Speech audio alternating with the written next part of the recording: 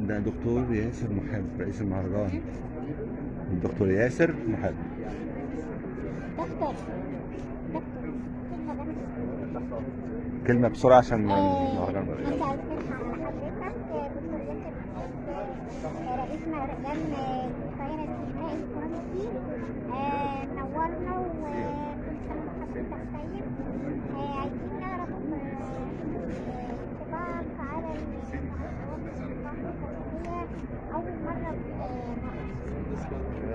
ميرسي على سؤالك. هو فعلا دي الدورة الأولى للمهرجان، واحنا بدأنا يوم 11 الافتتاح، والأنشطة كان من 12 ل 15 النهارده الكلوزنج الاختتام، وبكره الأفلام الفايدة إن شاء الله هيبقى ليها عرض.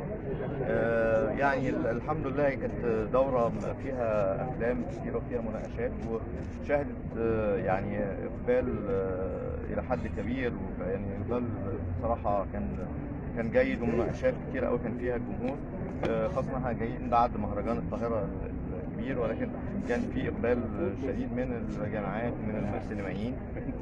عرضنا أفلام جديدة، والنهارده إن شاء الله تطلع جوائز يعني قريبة من طموحات الناس كلها، يعني احنا بنرحب بيكم كمان، وإن شاء الله بكرة العروض بإذن الله، العروض الأفلام الفايزة إن شاء الله. يا رب. ميرسي يا دكتور.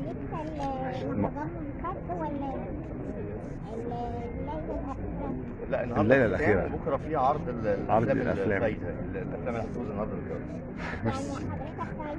اختمي مع الدكتور، اختمي مع الدكتور عشان المهرجان بدأ جوه. اختمي مع الدكتور. يوم واحد بس، يوم بكرة بس الأفلام الفايزة هتعرض هنا في قاعات مسرح الحضارة.